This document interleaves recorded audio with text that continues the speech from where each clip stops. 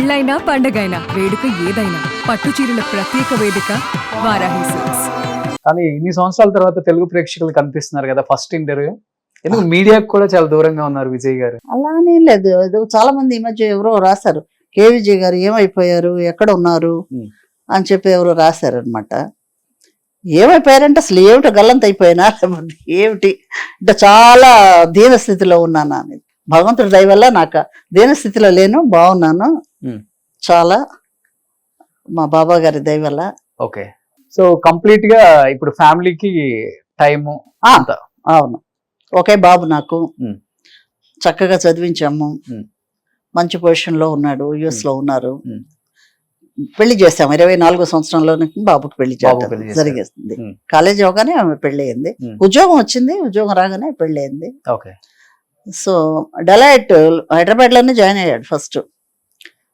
అమ్మాయి కూడా అక్కడే జాయిన్ అయింది, కోడలు కూడా. ఓకే, సో ఇద్దరు 2 సంవత్సరాలే ఇక్కడ ఉన్నారు. కంపెనీ సిపిఐ చదివించి వాళ్ళే స్పాన్సర్ చేసి చదివించారు, యుఎస్ లో ఎగ్జామ్ రాశారు. సో ఇద్దరు పాస్ అయ్యారు.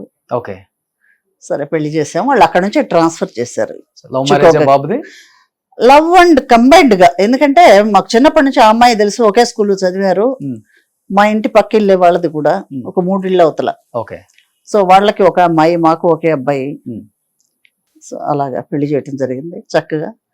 ఇద్దరు యూఎస్ వెళ్ళారు, అక్కడే సెటిల్ అయిపోయారు. వాళ్ళకి ఒక బాబు, ఇప్పుడు 5 సంవత్సరాల బాబుకి. సో మీరు కొన్ని రోజులు ఇక్కడ, కొన్ని రోజులు అక్కడ. ఓకే, సో హ్యాపీ లైఫ్ అయితే, పర్సనల్ లైఫ్ ఇంకా డెఫినెట్ గా అందులో డౌటే లేదు.